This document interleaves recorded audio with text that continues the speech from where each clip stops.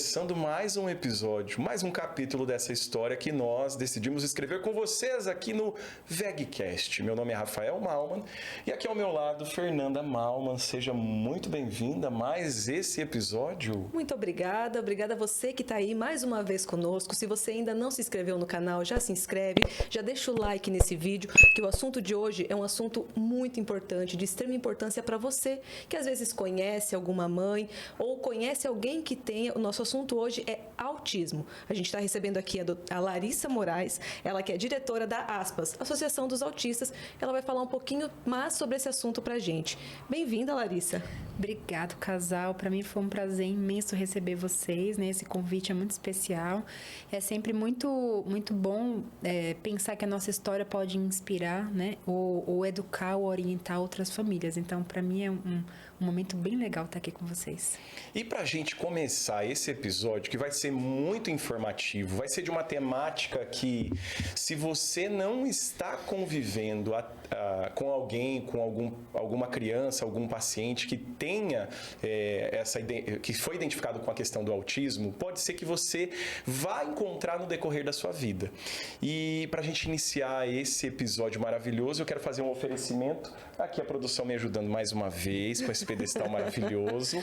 Um oferecimento a Café com Passagem, que proporcionou aqui, mandou esse cafezinho especial para aquecer os nossos corações. Quero também falar do Over, Fer. O Over com café, né? Você falou num episódio passado, o Over com café é maravilhoso para salvar as nossas noites. Tatiane Simplício Marcas, para você que tem uma empresa e ainda não tem o registro, você não é dono dela. Então procura a Tatiane Simplício que ela vai lhe auxiliar, vai prestar toda a assistência. Quero falar também, Fer, para você que tem um sonho e esse sonho está no papel, para você pensar em uma forma estratégica de tirar este sonho do papel, eu quero falar da Projet.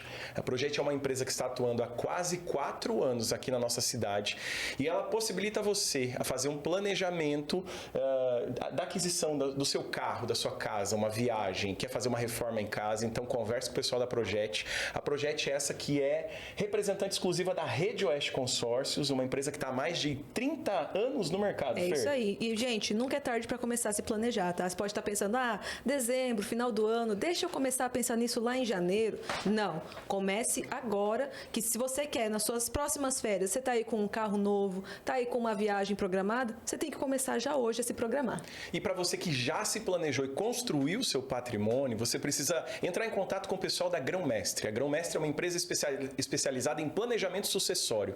Para você que quer que a sua vontade seja perpetuada, você tem que entrar em contato, encontrando as melhores soluções contábeis e jurídicas para ajustar o seu patrimônio, para poder fazer aí a divisão para os filhos, para não ter briga com ninguém. E aí agora sim, a gente inicia a nossa conversa aqui para falar dessa temática que é muito importante para todos nós. Com certeza. Larissa, então a primeira pergunta que a gente faz é, você é natural de Foz?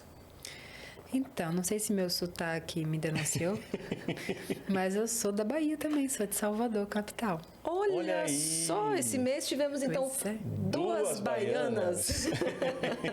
Por isso que eu tô sentindo um clima assim tão legal. Pois aqui, é. Né? E você veio para Foz faz muito tempo? Sim, eu vim para Foz em 2008, faz bastante tempo. Vim para estudar. E acabei que me apaixonei por Foz, me apaixonei pelo meu marido, né? E aí fui ficando. E construí família aqui em Foz do Iguaçu. Então, eu tô há 16 anos aqui. Meus 2 filhos nasceram aqui. Minha vida profissional aconteceu aqui. E eu já me sinto Foz do Iguaçuense. Olha aí. Olha, então, a primeira baiana que veio aqui, ela já tem intenção de alçar novos ares. Você... Não. A minha intenção é ficar. Sua intenção é ficar. Então, a Larissa é uma que entra para a estatística do Rafael, que provou água de Foz, não vai embora. Sim, tu comentou que tu tem 2 filhos. Sim. São 2 meninos? 2 príncipes. 2 príncipes. Que idade que eles têm? Qual o nome deles? A gente tem o Noah, de 11 anos. E a gente tem o Olavo, de 3 anos e meio. Legal. Uma água mansa e o outro uma tempestade. O pequenininho chegando. Então, assim, ele é bem agitado e feliz e pro mundo. E já o mais velho, que é o meu autista, né, o Noah, é tranquilo, sereno, centrado. Então, assim, a vida me proporcionou dois temperamentos completamente diferentes que me completam muito. São os dois extremos, os dois picos, assim. Os dois extremos, exatamente. Como é que foi para ti esse processo da primeira gestação? Vamos falar do Olavo. Noah. Do Noah. Perdão, do Noah de 11 anos. Isso. Como é que foi esse processo da primeira gestação? Falando do ponto de vista maternidade mesmo. Quando eu engravidei do Noah, eu tinha acabado de perder um bebê também, né?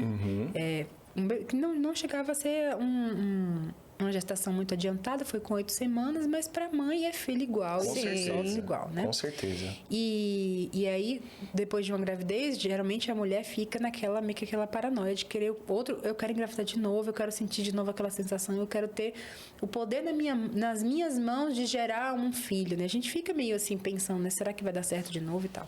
Então, Noah veio meio que nessa vibe aí, né? De um desespero meu de querer ser mãe, de provar para mim que eu conseguia ser mãe. E aí depois, quando eu tava com 24 anos, quando eu engravidei dele, parecia que a gravidez não existia, porque eu ficava achando toda hora que eu ia perder. Então foi uma gravidez, desculpa. Tranquilo. Que eu não senti absolutamente nada. Eu não senti enjoo, eu não senti dor de cabeça, eu nem senti a barriga crescer. Praticamente foi uma gravidez muito interessante, assim, atípica. Literalmente atípica. Aí a gente já entra no mundo atípico assim. Sim. Porque o autismo a gente sabe que é um processo intraútero, né? Então eu digo que o Noah era autista desde que ele foi concebido. Porque na barriga ele já era um bebê muito tranquilo, muito diferente do que eu esperava ser uma gestação, né? Do meu ideal. Então eu passei a gestação, ele foi mexer, ele já tinha quase 6 meses, né? Não senti nenhum sintoma de gravidez, desejo, enjoo, dor de cabeça, insônia, constipação, nada. Foi muito tranquila. E ele nasceu lindo, formoso, perfeito, com 38 semanas. E eu com meus 24 aninhos, cheia de sonhos e esperanças e expectativas, que é o que mais machuca a gente, né? Então, naquela fase em que eu tive Noah, eu tava sem nenhuma noção do que vinha pela frente. A gente cria um cenário hipotético do que é ter um filho, de que ele vai ser carinhoso, educado, que vai respeitar as mulheres, que vai ser inteligente, que vai gostar de aprender. Toda mãe tem esse sonho. Eu queria aquele estereótipo do filho... Perfeito. Meu Deus. Exato. E ele era um bebê extremamente tranquilo. Se eu botasse ele no berço, ele ficava horas no berço. Se eu botasse ele no carrinho, ele ficava horas no carrinho. Dormia muito bem. Não chorava nem para cólica. E aí, ali aos 3 meses, mais ou menos, eu falava assim, meu Deus, meu filho é um anjo, né? Porque, nossa, ele não me dá trabalho nenhum, eu nem sabia o que era ser mãe. Então, foi um momento muito gostoso para mim, que eu lembro com muito carinho desse momento. Mas diferente da trajetória de muitos, e a gente já vai entrar nisso, na questão do autismo, minha mãe, ela é neuroeducadora. Então, ela tem muito conhecimento sobre a área. Quando o Noah tinha 3 meses, ela falou assim para mim, filha, o Noah tem alguma coisa. Eu acredito que ele é autista. Ele tinha 3 meses. E pra mim não tinha sintoma nenhum. Eu nem conhecia o que era isso, né? Eu falei, claro que não, minha mãe. Por que você tá falando isso? Ela falou assim, filha, ele não interage, ele não gargalha, ele não olha pra você quando tá amamentando. Ela foi falando alguns sinais que pra mim era outro mundo. E eu falava, não, que isso, ele é um bebê tranquilo, é fase, vai passar. Então ali naquele momento eu neguei, foi a minha primeira... estado de negação a respeito desse processo, mas algo dentro de mim já avisou e já sabia que tinha alguma coisa diferente. Então, a partir dali, eu já comecei a ficar de olho nele. Então, muitas pessoas perguntam, quando que você soube que não era autista? Sempre. Eu sempre soube. Até por conta desses indícios do processo da gestação que eram atípicos ao padrão, vamos colocar assim, que é o que é apresentado, vamos colocar assim. E é engraçado que não é para todos, né? Tem muitos autistas que são opostos, que são muito agitados, que não conseguem ficar, por exemplo, muito tempo sozinhos, que precisam de muito suporte, muito apoio, né? Cada um é muito diferente um do outro. E ali, depois disso, eu vivi um processo de luto muito grande até eu aceitar que ele realmente era autista. Como a maioria das famílias vivencia esse processo, né? Quando ele tinha 1 ano e 8 meses... eu me separei do pai dele E nessa separação foi que realmente eu pensei... ele teve a primeira crise mesmo assim, visível, de chorar, de não dormir, de mudar o comportamento, de ficar agitado, de ter mais estereotipias, que são os movimentos involuntários que eles fazem para se regular.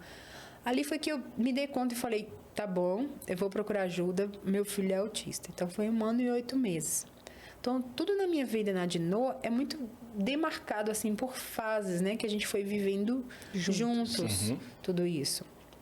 E aí, começamos o processo de investigação. Naquela época, os profissionais só diagnosticavam, só davam laudo a partir dos 3 anos. Era proibido você dar laudo a uma criança de menos de 3 anos. Então, tinha todo um processo e o médico falava, nós vamos ficar em observação e depois de 3 anos a gente vê se ele é autista. Realmente ou não. Graças a Deus isso acabou, caiu por terra isso. Quanto mais cedo, a gente sabe hoje que quanto mais cedo é diagnosticado e começa as intervenções precoces, mais desenvolvimento essa criança vai ter, mais chance ela vai ter de diminuir as impossibilidades que vão acontecendo no caminho, né? Isso foi um ganho, assim, maravilhoso. Mas não era muito a época do Noah, ele vai fazer 12 anos agora. Sim, né? não era também tão popular, né? Assim, era uma temática que, eu acho que de quantos anos pra cá, sei lá, uns 4, 5 anos, que talvez ficou... que foi o boom, né? Quando a gente descobriu que ele era autista, assim mesmo, que eu já tinha certeza, que eu fui começar a investigar sobre isso, na época, a cada 358 crianças nascidas, uma era diagnosticada autista. Isso há 12 anos atrás. Hoje, a cada 36 crianças nascidas, uma é diagnosticada autista. Eu acho que o autismo ele começou a ser mais debatido, pelo menos que eu tenho memória, foi depois que o Marcos Mion veio a público e colocou que o filho dele mais velho, Romeu... Romeu, isso. Que ele veio a público e trouxe realmente, meu filho Romeu, meu filho mais velho Romeu, ele é autista. E acho que eu tenho recordação, que eu lembro que eu ouvi falar pela primeira vez de autismo, foi através do Marcos Mion, que ele traz a público figura pública. Exatamente, isso. Que ele traz a público e fala, meu filho... Romeu, tal, ele é. E eu acho que foi nesse ponto que daí talvez outros pais também começaram, ou outras pessoas começaram a ter esse olhar um pouco, ou buscar conhecer. Foi saindo da invisibilidade, né? Exatamente. Mas o Marcos, ele trouxe um ganho muito grande para os autistas nível 3 de suporte, porque o filho dele é nível 3 de suporte. Então, são aquelas crianças que você, no primeiro contato, você já percebe que ela é autista. Sim. Né? O ganho maior foi quando os profissionais começaram a se especializar para diagnosticar os nível 1 de suporte, que tem nuances mais leves. E aí você precisa de um olhar mais treinado para poder diagnosticar essas crianças, né? E para não principalmente para não descartar, por achar que é fase, que é jeitinho, que é forma de ser, que é temperamento, e começar a categorizar de que não, isso daqui, juntando com isso aqui, sim, ele tem autismo. Só para caráter de informação mesmo, é que eu acredito que, assim como eu, o pessoal que está nos acompanhando talvez não entenda esse processo da classificação. Sim. Hoje o autismo, assim, atemporal, ele é classificado em 5 níveis, é isso? São 3. São 3 níveis. Assim. Perfeito. O autismo, ele é um transtorno do neurodesenvolvimento. Ok. Né? Ele tem característica genética, mas a gente não sabe definir de onde que é. E ele é diagnosticado principalmente por pelo menos 2 pilares que aquela criança tem que ter. São interesses restritos, de rigidez, né, naquela inflexibilidade em determinados pontos. E o segundo ponto é a questão social, né? Se ele tem prejuízo social, se ele não consegue se conectar, se ele brinca muito sozinho, né? Então, esses 2 pilares têm que estar presentes no critério diagnóstico, né? Que está no DSM-5. E aí entra as outras coisas, como, por exemplo, seletividade alimentar, né? Que aí entra já no transtorno do processamento sensorial. Sensibilidade auditiva, visual, ao toque, ao cheiro, né? Dá pra gente perceber também muitos dos sintomas comportamentais, então, os movimentos involuntários, involuntários não, autorregulatórios. Então, são aquelas crianças que às vezes fazem pequenos movimentos, fica fazendo só assim com a mãozinha, né? Ou balança assim, ou faz um jeitinho com a cabeça. Não aquela coisa clássica de balançar para frente e para trás, que todo mundo via antigamente, né? Então, tem os movimentos, as estereotipias que são bem demarcadas e tem aquelas que são quase imperceptíveis, mas estão ali, sempre estão presentes. Então, tá sempre mexendo o dedinho do pé, né? Ou fazendo um jeitinho com a boca. Aí tem a parte também da fala. Tem crianças que têm prejuízo na fala, têm dificuldade, né, com isso. Tem outras que fazem ecolalia, que é repetir determinadas frases de desenho, por exemplo, que ela escuta, ou uma frase que ela acha engraçado, e ela fica repetindo só aquela frase, né? De forma cíclica. Isso. Ah, perfeito. Não porque achou engraçado e eu vou imitar aqui para brincar. Parece que aquela palavra, aquele som fica repetindo na cabeça dele. Vamos supor entendi. que ele escuta. Como é que tá, velhinho? Como é que tá, velhinho? E aí ele fica brincando e repetindo essa frase. Como é que tá, velhinho? E ele fala aquilo várias e várias vezes. E pode ser de qualquer frase simples, palavra. Mas ele não se comunica. Ele só fala, mas não há uma comunicação. Então, tem muitas crianças assim que falam várias frases, mas nenhuma delas é com a intenção de se comunicar. Perfeito. Então, também é isso. Aí tem aquilo do olhar nos olhos, né? A dificuldade dessa conexão. Do desvio de contato visual. Isso. Ah, entendi. E às vezes pode ser também muito sutil. Não é assim que ele não vai olhar nunca. Mas é que olhar e conectar incomoda. Então, ele olha e tira. Ou ele olha pra você, pra tua bochecha, pro teu queixo, mas não no diretamente olhos. no olho. Entendi. Então, você vê que... E isso é bem notado pela gente, porque os típicos, né? A gente se conecta muito pelo olhar. Quando eu tô me comunicando com você, eu fixo, mesmo que seja um pouco menos de tempo, mas eu fixo. Claro. Então, quando você vê uma pessoa que tem muita dificuldade, que desvia muito, o olhar é um ponto para poder Pra começar ser observado, a pensar. né? Exatamente. Eu só queria trazer um ponto. Claro. Eu tô com frio. Eu sou baiana, sim. né? Eu sou Foz do Iguaçuense, mas eu ainda sou baiana. Eu vou pedir pro pessoal da produção regular um pouquinho o ar para nós. Ai, muito Rodrigo. obrigada, que eu já tô começando Não, tranquilo. Essa é a parte baiana minha que não saiu, tá, gente? Tá não tranquilo. me acostumei com Foz ainda. Tá Falar em tranquilo. temperatura. Muito obrigada. Não, tá tudo certo. Qualquer coisa vai falando com a gente aí que a gente tem um super editor aí que ele resolve pra gente qualquer parada, O né, Severino. Rodrigo? Severino. E eu ia perguntar só assim, esse ponto de identificação, então, assim, de constatação, vamos colocar. Aí entra o nível de suporte que você estava comentando. Isso. Hoje a gente entende que há 3 níveis de suporte, que é o nível 1 de suporte, o 2 e o 3. Eles são medidos pelo grau de autonomia da criança. Então, assim, todas elas se desregulam, todas elas têm STEAMs, né, que são os movimentos. A grande maioria, nos 3 casos, tem também seletividade alimentar, algum processo sensorial, principalmente comportamental e social, né? Mas o que muda de um para o outro é o suporte na vida, na autonomia no dia a dia. Então, o nível 1 de suporte é uma criança que consegue se comunicar, pedir o que quer, falar o que gosta, o que incomoda ou não. Consegue fazer as coisas básicas do dia a dia, como escovar o dente, comer, se vestir, ir no banheiro, né? Conseguir desfraldar, por exemplo. A nível 2 de suporte, ela precisa de um médio suporte, ela consegue fazer algumas coisas, mas outras coisas não. E entra o nível 3, que aí geralmente são crianças que não conseguem se comunicar através de palavras, né? Eles usam as comunicações alternativas aumentativas, que é com figuras, né? Para facilitar essa comunicação. E precisa de muito suporte para vestir roupa, para ir ao banheiro, para se alimentar, né? E demanda mais da família. Então, hoje, esses 3. O que acontece? A criança que faz terapia, faz intervenção desde sempre, ela pode caminhar entre esses 3 níveis. Que é uma coisa que poucos sabem. Então, assim, não dá para deixar de ser autista. Mas você pode minimizar o impacto que tem determinados sintomas que o autismo traz. Então, se eu tenho uma criança com alto nível de seletividade alimentar e ela está lá no nível 3 de suporte, com TO, com fono, com a nutricionista, né? Ela pode caminhar, vir para o nível 2 de suporte e depois para o nível 1 de suporte, né? Isso com base nessas terapias... Vou chamar assim, se eu estiver falando errado, tu pode me corrigir. Com essas terapias alternativas. Com esses, né, com esses outros acompanhamentos, vamos colocar assim. Sim. Entendi. A criança autista, ela precisa de uma equipe multidisciplinar. Sim. Quais são elas, né? Principalmente psicólogo, psicopedagogo, fono e TO. que é a terapia ocupacional. A depender da demanda da criança, vai entrar aí o psicomotricista para trabalhar alguma disfunção. Muitos têm hipotonia, que é uma fraqueza muscular, né? E aí entra o psicomotricista, nesse caso, né? Outros precisam mais de apoio psicopedagógico, outros nem tanto, mas essa é uma fase já escolar, né? Mas no início da vida nem tanto.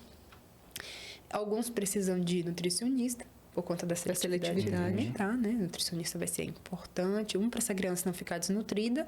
2, porque ela vai criar um cardápio que seja variado para que preencha, né? Toda a necessidade que ela tem, claro. E daí o acompanhamento com o pediatra, o neuropediatra ou o psiquiatra infantil, de tempos em tempos, para ver a necessidade ou não de medicamento ou de uma outra intervenção. Porque pode ser que eles venham também com comorbidades, né? Comorbidades é o quê? São doenças associadas. Então, uma epilepsia, algum outro processo genético que venha em conjunto. Tem muitos que têm deficiência auditiva, visual. A gente vê muito autista cego, né? Com deficiência visual. É comum essa... Como é que eu posso falar?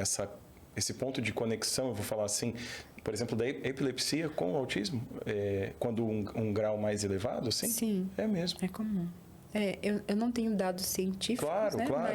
Mas eu vejo que é como se fosse um curto-circuito, né? No cérebro. É como se fosse fiozinhos desencapados que se desconectam. Perfeito. E eu não sei se um que gera o outro ou outro que gera aquele. Sim. Mas eu penso que a epilepsia, ela tem, inclusive, em menores graus. Sim. Tem vários níveis de epilepsia. Tem aquela que é focal, que eu acho que é essa que dá aquele curto-circuito que a pessoa cai, né? E se debate. Tem aquelas que é de ausência, que chama, né? Que é quando você vê a criança que ela parece que tá só desconectada, que ela tá olhando pro nada e fica assim um tempo. Perdida, olhar perdidinho. Aí depois ela volta. Isso daí pode ter sido um episódio de epilepsia, os pais não sabem. É mesmo? Sim. Que ela desconecta e depois ela reconecta. Ela não dá aquele apagão que dá a outra, né? Sim. Então, se a criança faz muitas vezes isso no dia, né? De estar conversando e se desconectar e ficar assim um tempo, depois voltar, e parece que ela não percebeu que fez isso, né? É um ponto para você começar a observar. Sim. Eu acho que o mais difícil do processo de identificação, de fato, é o 1. Porque ele não vai trazer todos esses apontamentos, todos esses indícios. Ele vai trazer de forma... vai trazer um ou outro, alguma coisa assim, e vai ser mais sutil, é isso? Pode ser. Eu costumo dizer assim, ó, que se o seu filho com 1 ano já apresenta sinais perceptíveis, ele nunca vai ser nível 1. Ele já é um nível 2 ou 3. Porque ele já está mostrando muitos sinais a ponto de vocês perceberem com 1 ano. Claro. Agora, se passa despercebido realmente lá e você vai conseguir observar mais claramente quando há interação social lá para os 2, 3, né? Que ele já está na escolinha, já está com os priminhos, e que daí você percebe uma diferença, aí a gente chega no nível 1, né? Mas essas crianças de hoje em dia que estão sendo diagnosticadas mais cedo, que não bate o marco da fala, por exemplo, né? Que já na introdução alimentar aos 6 meses já demonstra seletividade, alteração no sono, irritação quando muda de rotina, né? Pode não, ele até a criança ela até adere à saída de casa, mas ela volta desregulada. Tem muitos pais que falam: não, mas meu filho adora ir pra rua e brincar e sair. Eles vão e brincam e se divertem, mas quando volta para casa, volta chorão, reclamão, dolorido, com muito sono, muito irritado. Aí você percebe que é uma desregulação quando volta, né? Nessa fase. Depois, mais velhos, eles começam a mudar, eles já começam a rejeitar o ir, porque eles já entenderam que depois vai ter um prejuízo. Como se fosse um rebote Entendi. Então, por exemplo, quando o Noah era pequenininho, o Noah adorava. Para todo canto que eu levava, eu carregava, ele tava dentro. Agora, mais velho, ele já pensa e fala: vai ter som? Quantas pessoas vão estar? Né? Quanto tempo a gente vai passar lá? Ai, mãe, eu não vou. Então, eles já pensam antes, né? De ir. Mas quando é pequenininho, não. Então, quando você vai observando esses sintomas e juntando, né? O CRE com o LE, você consegue perceber. Mas, assim, não é via de regra, mas, basicamente, se você percebe sinais claros antes dos 2 anos, você já pode pensar que você tem uma criança ali com nível 2, pelo menos, né? E como é que foi para você receber como mãe? Pronto, é isso, tem o diagnóstico. Como é que foi eu receber essa notícia? Porque eu vou falar assim, eu posso chamar de diagnóstico? Sim, Tá. é diagnóstico. É um diagnóstico que vai ser, igual tu falou, para a vida toda. Então, como é que foi isso? Tu pode compartilhar isso com a gente? Posso. Demorou mais de 3 anos para cair a ficha. Eu esperei e rezei e orei para que fosse uma fase. Quando eu tive Noah, eu tive depressão pós-parto. E para mim foi um momento muito difícil da minha vida. Eu estava jovem, eu tive ele com um namorado e eu vi muitas coisas, muitos sonhos meus sendo desfeitos, que não tinha a ver com ele, tinha a ver comigo, com o meu momento. Você tinha idealizado. Mas ele estava vivendo ele junto comigo. Claro. Né? Então, ele meio que ficou numa caixinha, tipo, eu vou cuidar de você, eu vou amar você, eu vou proteger você, mas eu preciso lidar com o que está acontecendo aqui, que eu tô toda bagunçada. Então, por muito tempo, por 3 anos exatamente, Noah foi um peso para mim. Ele foi uma criança problema. Não só pelo autismo, mas por tudo que eu estava vivendo. Mas o autismo era uma coisa a mais. E que daí eu evitei de mexer até quando deu, que foi quando eu separei do pai dele. E quando eu separei do pai dele voltou para a terra onde ele nasceu. E Noah teve a primeira crise. E Noah chorou os próximos 6 meses ininterruptamente. Ele chorava a noite inteira. E eu já tinha feito de tudo. Eu já tinha conversado, eu já tinha brigado, eu já tinha colocado ele embaixo do chuveiro, porque ele chorava de entrar numa catarse de não parar. Eu já tinha ido com ele pro quintal chorar junto e ficar andando de um lado pro outro abraçado, falando, filho, pelo amor de Deus, pare, porque... Imagina, um bebê de 2 anos. E eu com 24, 25 na época, né? E aí, naquele momento que eu estava vivendo um drama muito grande, e aí ele começou a me demandar demais, mais ainda, porque ele estava em processo de crise, e tudo que eu não queria era aquilo, nós dois vivemos um momento de uma desconexão muito grande. E quando ele completou 3 anos, ele teve síndrome do Kawasaki, que é uma doença autoimune que ataca diretamente as artérias do coração. E ele quase morreu. Então, assim, eu quase perdi Noah. Ele teve 2 paradas cardiorrespiratórias, né? Eu presenciei a ressuscitamento. Agora fiquei na dúvida. Eu presenciei tudo que aconteceu, né? E naquele momento foi muito interessante, gente, porque, assim, quando a gente descobriu que ele estava com síndrome do Kawasaki, que a pediatra dele falou que é uma queridíssima, até hoje acompanha a gente. Ela falou assim, Lari, corre com ele para o hospital, que o Noah tá com Kawasaki e ele vai precisar de suporte. Daí eu saí do consultório dela e eu fui direto para o hospital. Cheguei no hospital, na época a gente precisava do público ainda, né? Então eu fui pro UPA. Quando eu cheguei no UPA, eu levei o diagnóstico dela e ela era pediatra particular, né? Levei o diagnóstico, falei, acabei de levar ele aqui, ele tá passando por isso e isso, ela pediu para eu internar, teve toda aquela conversa, eles meio que negaram, falaram assim, talvez, vamos ver, como se falasse, se ela levou no pediatra particular... Ela consegue pagar, Ela consegue pagar. Ele já tinha passado por 5 pediatras no público, já estava muito mal, até que eu levei nela como a última cartada para descobrir o que ele tinha, né? Mas aí um médico identificou e falou, não, ok, vamos mandar para ele municipal. Chamaram a ambulância, botaram na ambulância. Quando a gente estava chegando no hospital municipal, que estacionou, ele estava sentadinho no meu colo, a cabecinha dele caiu. E daí os médicos, eu chamei a enfermeira e falei, olha, eu acho que ele desmaiou. E daí ele olhou, pegou o Noah do meu colo, quando ele sentiu que estava sem pulsação, ele falou assim, mãe, só me acompanha. Ele saiu com o Noah voando pelo corredor, correndo, e eu fui atrás dele. Daí ele chamou, aí veio um monte de médico em cima e começou a ressuscitar. E naquela hora eu fiquei estática, parada no corredor, olhando para tudo aquilo que estava acontecendo. Eu não conseguia nem respirar. Eu só estava esperando o médico virar e falar, mãe, ele partiu. E naquele momento, pra você ver, né, por que a gente precisa de umas coisas tão drásticas assim na vida?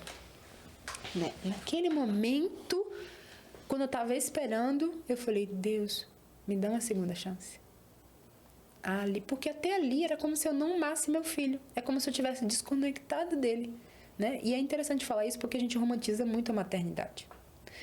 muitas pessoas acham que quando a gente recebe um filho, a gente ama de primeiro. Não, a gente tem uma conexão com a criança, a gente cuida, a gente protege, a gente tem instinto, mas o amor, ele vem com relacionamento, com temperamento, com o dia a dia. Até porque muda-se a rotina, são noites em claro, são noites, vamos dizer assim, até igual tu pontua, tu teve ele com 24 anos, então tem uma criança que passou a amamentar, existe um desgaste físico da mãe em relação a isso, muda-se todo o processo de rotina, então, na verdade, muda, chegou essa criatura, chega igual um vendaval, né? Por mais que você se prepare, por mais que você passe ali os 9 meses, tal, idealizando, mas nunca é do jeito que a gente idealiza, né?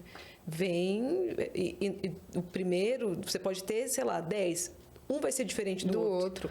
Uma gestação vai ser diferente, um pós-parto vai ser diferente, a criança vai ser diferente. Então, é bem o que você falou. E tá tudo bem a gente se sentir assim. Sim. Porque o relacionamento depois com a criança vai criando esse vínculo, esse amor, esse entendimento, né? Com tudo isso. Mas só que não tem quem oriente isso pra gente. Então, vem um processo de culpa muito grande, de esconder isso, de fingir que tá tudo bem quando não tá, você tá um caos por dentro, né? Eu falo muito isso hoje eu sou terapeuta, né? Então eu converso muito isso com as mães que eu atendo, para não romantizar, para falar quanto tá difícil. E lá em casa, engraçado que depois que o segundo chegou, a gente sempre tem essa conversa entre nós, né? O quanto que tá difícil. Então, com o Noah mesmo, algumas vezes eu perguntei, e aí, filho, como é que tá com seu irmão? Ai, mãe, tá péssimo. Essa semana ele tá difícil. Então, ele fala, apesar dele amar o irmão e ser um super irmão, ele também tem espaço para falar do quanto é difícil ter um bebê em casa, o quanto que ele tem que ceder as coisas dele, o quanto que muda a rotina, o quanto que o choro incomoda. Então, ele também pode falar da parte ruim, assim como eu também falo pro meu esposo, meu Deus do céu, essa semana tá impossível, essa fase que ele entrou. E ele também fala, isso não significa que a gente não ama, que a gente não quer, que a gente não vai ter que dar um jeito para aprender a lidar, né? É uma coisa diferente. Eu acho que isso é que muitas mulheres passam essa é, vamos dizer, acho que é um dos pontos da depressão pós-parto, né? Porque a mãe olha, eu sonhei, eu idealizei, eu gerei, eu quis isso, só que, e dá agora? Dá muito trabalho, e não é que eu não ame, mas dá trabalho. Então, acho que... E daí, essa questão do não falar, né? Tipo, mas como é que é? Te guardar, não, você tem que falar que não. Filho é bênção? É bênção. É bênção. Mas não é assim... Mas custa, né? Tem uma frase que eu amo, né? É muito que... É justo que muito custe o que muito vale. Filho vale muito, vale tudo. Mas custa muito. E não é só um exemplo, não é só o lado emocional, é a mudança de rotina, mas é também o custo financeiro. Eu quero aproveitar, Fer, e comentar para as mães, para os pais que estão esperando a vinda de um filho, que está vendo que vai estar acompanhando esse vídeo, o legal da rede social, Lari, do YouTube, por exemplo, é que essa conversa que a gente está tendo hoje, ela vai perpetuar.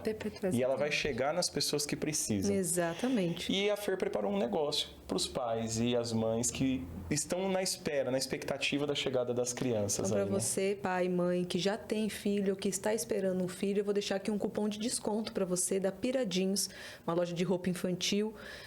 Eu vou deixar um desconto de 5% de desconto, um cupom de 5% de desconto para você adquirir as roupas de criança, porque a gente sabe que é caro e a criança perde rápido. Então, quando você vê, meu filho, a criança esticou e você tá parecendo o Hulk com as calças na canela. Então, tá aqui um cupom de 5% de desconto, frete grátis para a região sul e sudeste, das compras a partir de R$300. Sensacional. A gente tem o Benício e a gente conversando aqui um pouco, nós conseguimos identificar algumas coisas que podem dar este diagnóstico. Talvez, eu falo que me ajuda aí, Lari. Como é que é o nome da identificação que dá o que? É suporte. Suporte 1. Pronto. A gente identifica no B, por exemplo, ele é irritado por algum tipo de som muito alto, ele não gosta. Tem alguns sons que ele já pede para ser um pouco mais alto.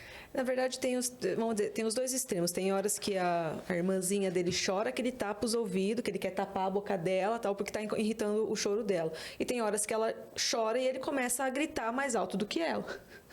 Para tentar fazer ela parar de chorar. Então, tem a questão da alimentação, né? Ele é bem seletivo em relação à textura, em relação à cor. Ele tem as preferências dele. Ele, por exemplo, ele ama arroz com feijão. Ainda bem. Eu sei como é. Ainda bem. Que tem horas que a gente pensa, meu Deus, essa criança não vai viver, né? Só vive de luz, então, né? Mas isso, por que eu estou comentando isso? Porque às vezes são pequenos detalhes que a gente está vendo passar e esse processo da negação a gente não quer ter a aceitação disso. Por isso até que eu perguntei, como é que foi receber isso? E é legal a maneira que você conta que não foi fácil. Nunca é fácil. Mas sabe o que eu acho que é? Eu acho que para qualquer diagnóstico, para qualquer situação que você vá informar para um pai ou para uma mãe, eu acho que é a forma como você entrega. Né? É a forma como você passa isso para o pai e para a mãe.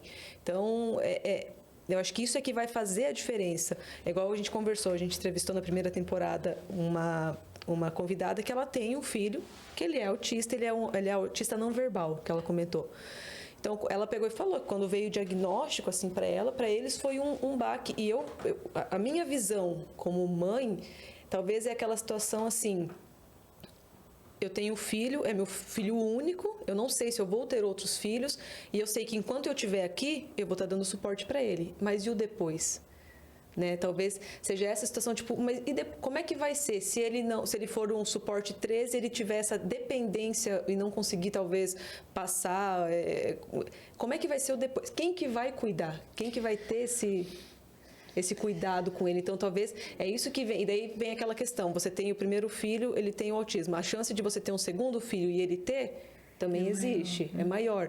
Então, eu não sei se você, como mãe de autismo, se você concorda com isso ou não sei como é, mas quando eu falei com ela, ela pegou e falou, ela falou é isso, é aquela coisa do, eu tô aqui agora, mas e depois?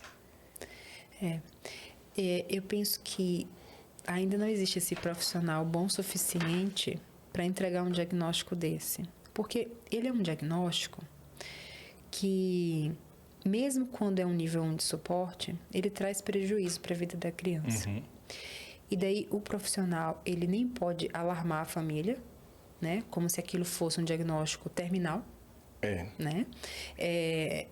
De uma forma que for, como se fosse realmente um peso, trazendo mais peso ainda para a situação, né? Porque a gente sabe que aí acaba que a família sofre mais, mas também ele não pode pegar leve, porque ele tem que despertar esses pais para a necessidade daquela criança que vai ser permanente. Para que até depois não é uma condição permanente. Isso, para que também não evolua para um segundo, se é um suporte 1, para que não evolua no suporte 2, alguma coisa nesse sentido. Né? Se tem uma ajuda adequada, talvez... E a depender do que a criança viva, o ambiente vai proporcionar que ela demonstre, né, piora no comportamento. Isso. Então, se é uma criança que tem um lar desfeito, passa por constante estresse ou muitas mudanças na vida, ele vai apresentar mais sintomas, né? Ou determinadas fases mesmo, como mudança de escola, relacionamento, término de um namoro. Tem tantos desafios pela frente, muitos desafios. E é uma coisa que você... Todo pai, toda mãe, quando vê melhor em algum aspecto, a gente comemora. Claro. E dentro dessa comemoração, há uma expectativa de que aquilo que foi superado não volte. Só que não é assim no autismo. Pode voltar. Eu passei por uma experiência agora recentemente, que foi assim, o Noah, ele foi chamado para uma festa de um amiguinho da escola, né? Um aniversário de um amiguinho, Um aniversário. E nessa festa de aniversário era como se fosse uma baladinha, que agora ele já tá com 11 anos, né? Já tem crush, né? Enfim, já sente borboletas. Agora ele fala, ai mãe, quando eu tô perto dela eu sinto uma cosquinha na barriga. Eu falo, ai meu Deus, que lindo. Tá, estamos nessa fase agora. E daí quando chegou lá, no ambiente, ele foi com bastante previsibilidade, fizemos todo o roteiro antes, ele sabia quem ia estar lá, ele sabia o que ia ter de comer na festa, tem isso também, né? As mães ficam maníacas da previsibilidade, né?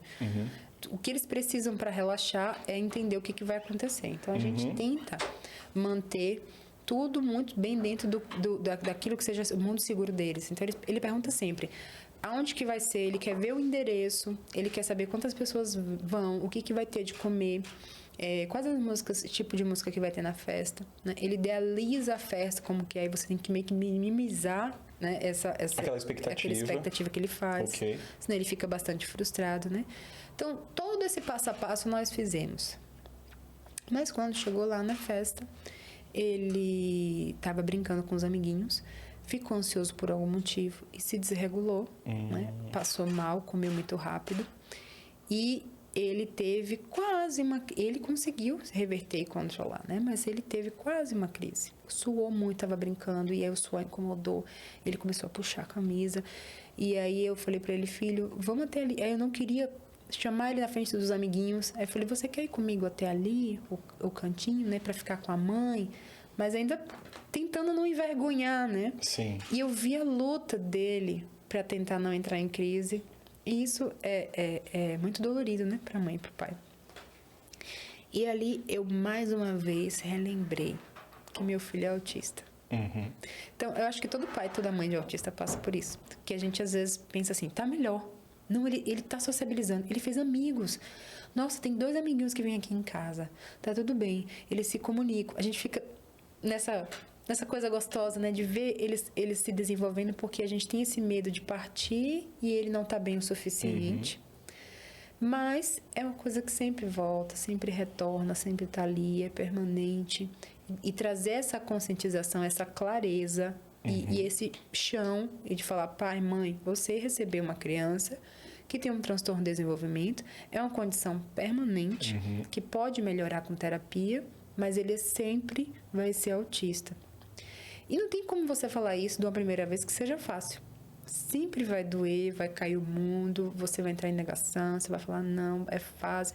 Ah, nem é tanto assim. Não, mas ele brinca. Mas ele com os primos, ele é ótimo. Não, mas ele dorme bem. Aí você começa o não mais, né? Não, mas você faz as ligações. E esse processo de luto, todos os pais vivem. Quando sai do consultório com o diagnóstico na mão e fala, e agora? O que eu faço? E aí começa a luta das terapias, que são todas caras, né? O SUS não contempla. Não custeia, não tem isso ainda. Tem, mas não absorve a demanda, que aí entra a associação, né? E é via júdice? Ou não? Hoje, se foi diagnosticado, o SUS ele tem essa obrigação disso, de contemplar? Sim. Só não tem, talvez, a estrutura. Entendi. Porque quando você fala de autismo, é tudo muito novo. Então, assim, os pais, a gente acaba que vira meio que justiceiro, querendo brigar pelo direito dos filhos, né? Mas os pais não conseguem entender que a forma de funcionar e de se readaptar não funciona tão rápido como a gente gostaria. Sim. Então, a gente que está com o filho aqui, está com a demanda nossa, a gente quer que as coisas se resolvam agora. Mas para o maquinário público, não é assim. Então, por exemplo, as escolas.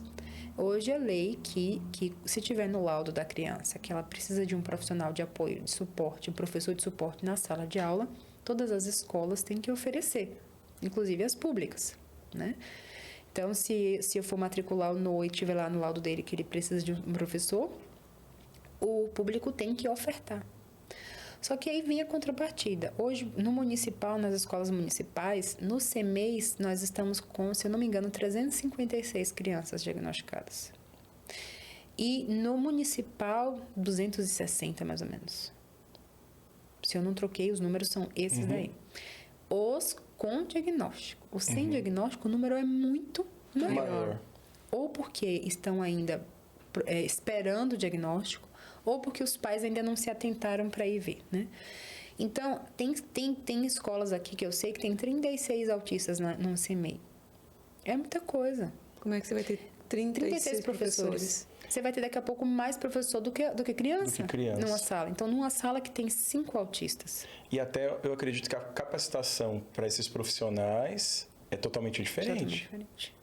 Exato. Então, talvez não, assim, o ritmo que as coisas estão caminhando não consegue conciliar, não consegue acompanhar isso aí, né? Estão caminhando, mas a demanda não para de crescer. Sim. Então, quando você se adequa a uma coisa, vem outra. Exatamente. Né?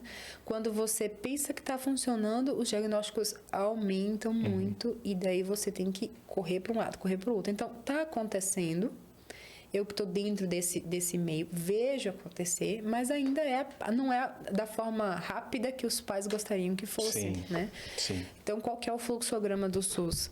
É o pai que identifica alguma dificuldade no filho, ou às vezes a professora encaminha, vai até a UBS, que é os postinhos, informa isso pro clínico, o clínico vai passar para o pediatra e daí começa a investigação para o autismo. Ela é feita toda através do SUS, você só tem que esperar a fila, que é gigantesca. Então, existe, na verdade, a gente olhando assim de fora, vê que todo esse organograma, ele, de certa forma, vai ganhando tempo, né? Porque um passa para outro, até chegar no médico, aí entra no processo de investigação. Exato. E isso... A criança está com 3, 4, 6 5, anos, 6. 10 anos e... Então, antes, né, há 10 anos atrás, por exemplo, a gente tinha aqui uma neuropediatra em Foz que ela atendia os casos mais comuns da época, vamos dizer assim, que eram os DAOs, né, os deficientes intelectuais, né, as crianças com algum transtorno de desenvolvimento e um ou outro autista mais severo. Não tinha tanto uma demanda específica para neuropediatra. Hoje é um profissional que o município está correndo atrás desesperadamente para poder contratar, porque a gente tinha só uma no município, que era a doutora Camila, e a doutora Camila, a fila para ela estava para dezembro de 2025. Meu Nossa. Deus do céu. Dezembro de 2025. Então, assim, o pai que entrava hoje na fila, bota aí 2 anos para poder passar pela neuropediatra para receber um diagnóstico. A partir daí, ser encaminhado para as terapias. Nós não temos ainda em Foz nenhum centro que atenda apenas autistas. Nós temos que atendem PCDs como uma forma geral, né? Tem o Ser 4, que atende 4 tipos de comorbidades, né? Entre elas o autismo, mas são apenas 250 vagas. Então, o que acontece? Essa criança ela tem um prazo de 6 meses para ficar em terapia. Então, vamos supor que o Noah fosse chamado hoje para fono. Ele ia passar por 6 meses de fono para trabalhar uma necessidade específica. Sim. Né? Depois que aquela necessidade específica é trabalhada, ele recebe alta porque a fila precisa andar. Ele precisa sair da fila e ele volta para o final. E não porque está resolvido, ele volta para o final da fila. E ele continua com demanda. Então, ele precisa de fono, por exemplo, durante 10 anos. Ele recebeu durante 6 meses. Né? Então, assim, na hora que a mãe começa a ver uma progressão pequena naquela criança... Outra coisa, uma vez por semana, se não me engano, tem profissionais que são 2 vezes, 30 minutos. Nossa. Então, acaba sendo mais restritivo ainda. E é cruel porque você está lidando com famílias que têm vulnerabilidade social, né? Estão em vulnerabilidade social, que precisam de transporte público, que às vezes andam horas com uma criança desregulada, num transporte público que tem barulho, que tem pessoas, que tem cheiros, que tem movimento. Que tudo incomoda. A criança já chega lá desregulada, agitada. Quando o profissional consegue acalmar aquela criança para fazer alguma atividade, já passou o tempo. E aí ela sai dali e volta com aquela criança de ônibus. É muito cruel, gente. Essa parte... O desgaste até chegar é maior do que... Deixava em casa. A gente estava... Desculpa te cortar. Claro. Hoje de manhã eu estava conversando até com as meninas aqui do estúdio, a gente estava falando dessa questão assim, igual você comentou, que quando o Noah nasceu era uma criança a cada 350. Hoje é uma a cada 35. Aí a gente fala, nossa, cresceu bastante o número e tal, mas se a gente vamos voltar lá 30 anos atrás. Então, eu penso assim, não é que o número aumentou demais, foram os diagnósticos, né? Porque eu até estava comentando com elas, eu falei, eu lembro em Medianeira, de um menino, quando eu era pequena, ele já era velho, assim, já era adulto, que ele ficava trancado dentro de casa, tipo, trancado mesmo, o quarto dele tinha grade na janela e tal, não sei o quê, quando não tinha ninguém ali, ele colocava ele no portão, ele ficava no portão gritando e tipo, é louco. Aí hoje, quando eu paro e fico pensando, talvez não era louco. Foi uma criança que veio, talvez seja o autista, que era o não verbal, que não teve a questão do desenvolvimento do diagnóstico. Foi diagnosticado com, é louco, tem problema mental, tem não sei o quê. E não teve o processo, né? Então, eu penso assim, que não é questão, porque hoje falar... O autismo virou modinha, hoje é moda ser autista. Não é isso. Mas é que antigamente... não tinham profissionais especializados nessa área, especializados na questão do diagnóstico. Se falava muito em a criança não fala, tem 1 ano e meio e não fala, é atraso do desenvolvimento, é atraso na fala. Então, a gente só deu nome ao que existia. Então, assim, eu acho que todo mundo conhece alguma pessoa adulta do nosso ciclo de amizades ou de família que é o esquisito, o fechadão, o sistemático, o problemático. Aquela pessoa que não gosta muito de sociabilizar, que é o nerd, que é o inteligente, que tem ressaca social. Então, assim, quando tá com muitas pessoas, no outro dia não quer ver gente, né? Que tem sensibilidade ou características bem específicas. Dificuldade de... Nunca gostei de cortar cabelo, ou detestava lavar o cabelo quando era criança. Então, você vai vendo minúcias que os pais, naquela época, sem conhecimento, achavam que era típico daquela criança, né? E ela foi crescendo, aprendendo a conviver, entrando meio que na marra. Na marra, exatamente, né? Mascarando os sentimentos, as sensações. Toda vez que externava, por exemplo, eu tenho nojo disso, eu não gosto de pegar nisso. Que chato você, que fresco, né? E daí você aprendeu que não pode falar, então, que não gosta, porque senão você vai ser taxado de fresco, então não vou falar nada. Mas era uma sensibilidade sensorial, por exemplo, que não foi diagnosticada. Então, todo mundo conhece pessoas assim no ciclo, eu acredito, né? E que hoje a gente dá nome para isso, para esse conjunto de sintomas, que é transtorno do espectro autista. Então, por isso que a gente fala que a cada 36 nascidas hoje, uma recebe o diagnóstico. Né? E daqui a pouco vai diminuir ainda mais, vai diminuir muito isso daí. Só que olha o insight que me passa nesse momento. Tudo isso que você está comentando, eu me identifico. Eu me identifico. A questão de socializar, o barulho. Eu não consigo eu tenho uma atividade para poder fazer. Se tiver ruído, por exemplo, nós estamos aqui no estúdio, está gravando. Eu ouvi palma ali. Isso já me tirou a questão da concentração. Se eu estou falando e tem alguma... Por exemplo, meus filhos estão brincando em volta. Eu não consigo gravar uma mensagem no telefone. Várias vezes eu preferi... Não, eu vou ficar em casa do que ir na festa, assim, assado. Então... O insight que me passou, que talvez serve de conforto para as mães que vão ter a preocupação de que como o filho vai seguir depois que talvez a mãe descanse, assim, ele vai ser uma pessoa um pouquinho chata, eu sou chato, mas eu me identifico hoje como uma pessoa que está controlada. Eu tenho as minhas crises. Eu identifico isso. Eu não tive esse diagnóstico, porque na minha geração não era tão comum, não era tão popular, mas hoje eu consegui constituir família. E se você for atrás, vão achar que você está procurando cabelinho. Exato. Tipo, agora virou... Nossa, virou depois moda. De velha, depois de velha. Vai querer, exato. Mas essa coisa toda do ser sistemático, tudo isso, que são características que pode ser identificada, essa questão dos ruídos, o socializar... Eu socializo, porque eu preciso, vira uma necessidade. Então, que sirva de acalento para as mãezinhas e os paizinhos que receberam esse diagnóstico. Lari, olha eu cortando ele de novo. Mas eu vou perguntar, quando que surge a associação? Pronto, ainda bem que você me cortou. É porque a gente está chegando, gente, na reta final dessa conversa. Estamos caminhando para os minutos finais, então a gente não pode deixar de falar da aspas. Então, vamos entrar nisso de forma mais breve possível, só que a gente já deixa o convite para a gente falar especificamente da aspas. Hoje a vinda da Lari ver aqui é mais para passar esse lado da mãe, que recebe um diagnóstico e que quais foram aí as sensações, as alternativas que foram encontradas, mas a gente não pode deixar de falar da aspas, Lari. Eu vou costurar minha história. Perfeito. Para poder enredar, né? Perfeito. Nesse episódio dele aos 3 anos, quando eu quase perdi ele e eu pedi essa segunda chance, né? A partir dali, eu comecei a ver que Noah não tinha problema nenhum. Quem tinha problema era eu. E que ele era quem ele era. E que eu precisava aceitar e buscar ajuda para mim. E a partir disso, eu comecei toda a minha trajetória de buscar ajuda para mim. E hoje eu sou terapeuta por ele. né? Para me cuidar, claro, né? Com certeza. Depois me apaixonei por isso, fui cuidar de outras pessoas.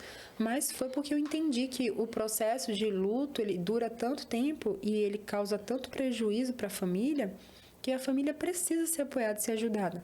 Com certeza. Então, todos esses anos, os próximos anos, né, depois desses 3 anos que eu me conectei a ele, e a partir daí nossa relação melhorou muito, a minha e a do Noah, foi essa busca por contar a minha história e ajudar famílias a passar por isso também. Quando eu fui convidada para ser presidente da ASPAS, da Associação dos Autistas, né, eu levantei a bandeira da família. E eu pensei que o primeiro lugar de inclusão é a família, assim como é o primeiro local de exclusão também. Sim. Então, muitas crianças são impedidas de chegar até o diagnóstico porque a família não aceita, porque a família posterga, porque elas demoram, porque elas acham, às vezes, que não é necessário o diagnóstico, quando é necessário um diagnóstico. Não é que aquilo vai rotular teu filho, mas aquilo vai abrir portas para ele lá na frente, né? Inclusive na adaptação curricular, a ele se entender como pessoa. Então, é muito bacana hoje Noah chegar num local social e falar: tudo bem, olá, meu nome é Noah, eu tenho 11 anos e eu sou autista. Então, ele fala isso de uma forma muito segura, muito tranquila, né? E quando ele vê que desregulou e que a pessoa está olhando, ele fala: olha, você me desculpa, eu estou me movimentando, o que é que eu preciso me regular? Então, ele fala de uma forma muito segura. Já se posiciona. Porque ele se sente claro. assim. Então, é importante a criança ter o diagnóstico, ela se entender como autista, por conta da autoestima também, né? Com certeza. Então, fizeram o convite para que eu fosse para ASPAS, eu levantei essa bandeira de cuidado dos pais, né? E uma das coisas que a gente mais faz dentro da associação é trabalhar com a família. Então, a gente tem um encontro terapêutico dos pais, que a gente não fala de autismo, a gente não fala de diagnóstico, a gente não fala de sintomas, a gente fala de como ficou o seu relacionamento depois do diagnóstico, como ficou a tua vida profissional, como que ficou você como mãe depois disso. E aí é o momento dos pais desabafarem as coisas ruins que ninguém quer ouvir, né? Porque é como se fosse assim: eu ganhei um anjo azul e tá tudo lindo. Não, é uma criança que demanda um monte, que às vezes tem pais que não dormem, que vivem mordido, batido, arranhado, porque são crianças que desregulam, que ficam agressivas, né? Tem histórias assim muito difíceis e que elas precisam de um espaço seguro para desabafar. Então, se tem alguém aí que está ouvindo esse relato agora e queira um suporte para isso e um apoio, vocês têm um lugar seguro para ir. A gente vai deixar até para vocês aqui na descrição desse vídeo a rede social, o contato da ISPO, para que você possa ter essa rede de apoio para essa finalidade, Exato. né? Então, a ASPAS, ela é uma associação sem fins lucrativos, não é? Uma sociedade civil, que foi estabelecida em 2018 através de uma reunião de pais que já se reuniam para poder falar e debater sobre o autismo, mas que não tinha uma voz, alguém dando um suporte, e muitas vezes essa luta ficava por aquilo mesmo, né? E a associação dá peso, né? Dá responsabilidade. Sim. Então, quando a gente vai até um local, uma entidade, uma escola e vai como associação, as pessoas respondem. É uma voz mais forte, porque é uma voz de um grupo, né? Exato. Então, foi por isso que a associação foi fundada. Ela está há 5 anos aqui em Foz do Iguaçu. E nós atuamos principalmente levando conhecimento, orientação, disseminando mais sobre o autismo. Então, nós trabalhamos muito de forma itinerária. Então, as escolas nos chamam, nós vamos lá, fazemos treinamento para os professores, para a equipe, fazemos palestra para os pais, para os adolescentes. Até a Larissa trouxe para nós aqui alguns materiais para falar, né? Alguns materiais informativos aqui sobre o autismo. Essa é a cartilha para cuidados e estratégias de manejo dos pais com as crianças. E esse outro material aqui, esse aqui é também informativo. Fluxograma do SUS para a tratativa do autismo. Esses materiais, você vai conseguir recebê-los, eu imagino que através de um contato com a associação, vocês disponibilizam isso. Perfeito. Exatamente. E também através das redes sociais, da associação, você tem como o pessoal ajudar de alguma forma? Tem. Nós temos lá para ser apoiador social. Isso. Né? Ou ser associados, né? Eu aceito o convite de vir falar mais sobre a Aspas. Perfeito. Nós temos muitos projetos, né, em andamento para ajudar as famílias, os pais, projetos grandes e pequenininhos que a sociedade, eu penso que a força voluntária ela é muito grande. Sim. Então, quando a gente se une, a gente consegue tudo, né? Nós ainda estamos no itinerário, fazemos no CRAS, no Centro de Nutrição, onde nos convidam, nas escolas, nas empresas. Fazemos eventos também para os autistas anualmente. Então, assim, 2 ou 3 piqueniques para as crianças, né? Então, tem muita coisa para vocês ficarem cientes aí e entrarem nisso. Então, eu convido a todos aí no nosso Instagram, que é o aspas.autismo, né? Lá tem alguns eventos que a gente fez. E quem responde lá sou eu. Então, assim, você vai falar diretamente comigo. Mandou um oi lá na mensagem. Tá falando contigo. Comigo. Exatamente. Show. E a gente vai se aproximando aí a cada vez mais, né? Desse fim desse episódio. Eu quero fazer aí um agradecimento especial ao Diego dos Santos. Diego.cripto é a rede social dele. Para você que tem dúvidas sobre criptomoedas, sobre esse universo das criptomoedas, sobre o evento que vai acontecer aí, que é o Halving, que é um evento cíclico. Então já segue a rede social do Diego.cripto. E quero falar, já que a gente falou aí bastante de paternidade, a gente não pode deixar de falar sobre amor. Exatamente. Quando a gente fala de amor, a gente fala de cuidado, e falando de cuidado, eu tô falando de cuidado do seu bem. Talvez não o mais importante, né? Mas aquele que pode te levar, o que te conduz em alguns lugares, que é o seu carro. A Love é uma seguradora que faz garantias até 150 mil. A gente vai deixar na descrição desse vídeo o link para você fazer a sua cotação e não deixar de ter um seguro para o seu carro. Porque ninguém sai de casa querendo causar um acidente. Mas quando a gente se projeta para o universo chamado trânsito, a gente está sugestivo, né? Está passivo a acontecer esse tipo de coisa.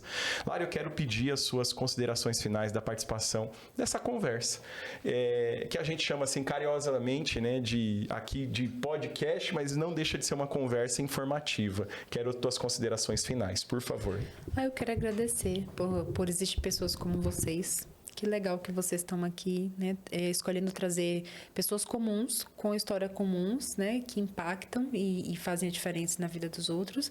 Eu penso que uma das formas mais lindas da gente aprender com o outro é o espelhamento. Então, todos que vêm aqui se espelham com os outros e isso também é curativo, né?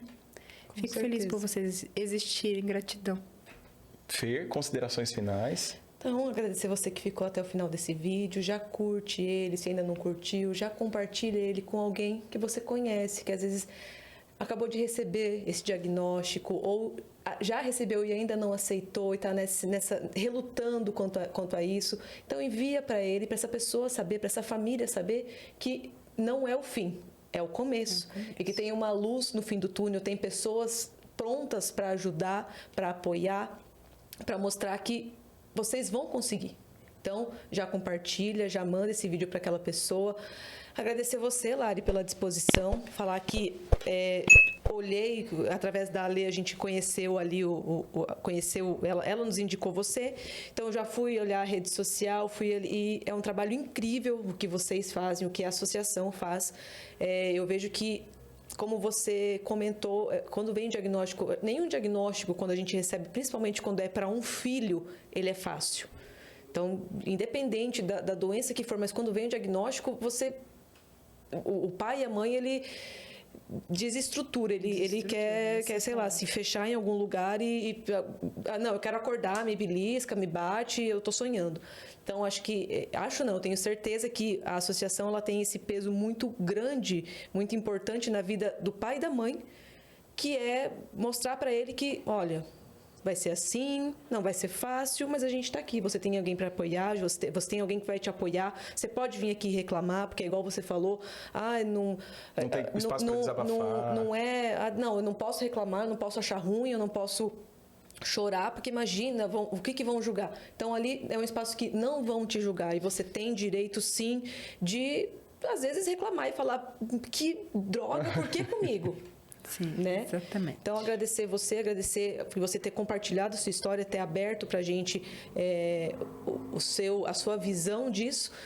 E muito obrigado mesmo. Volta novamente pra gente falar mais da associação. Voltarei. Show. Lari, te agradecer em nosso nome, em nome do podcast, em nome das pessoas que a gente vai atingir com esse conteúdo. Agradecer a tua participação, tua disponibilidade e dizer que o diagnóstico de autismo, ele não é um diagnóstico de uma doença terminal. São duas coisas completamente distintas. O diagnóstico de autismo é um diagnóstico que vai mostrar para você um processo de adaptação. E fica bem, que vai dar tudo certo. Beleza? A você que nos acompanhou até agora, meu muito obrigado. Se você não deixou seu like, agora é o momento para você deixar o like, se inscrever aqui no canal e comentar quem você quer receber, ou quem você quer que nós recebamos aqui, ou qual assunto que você gostaria de ver aqui no VEG. Até o próximo episódio. Valeu. Tchau. Tchau.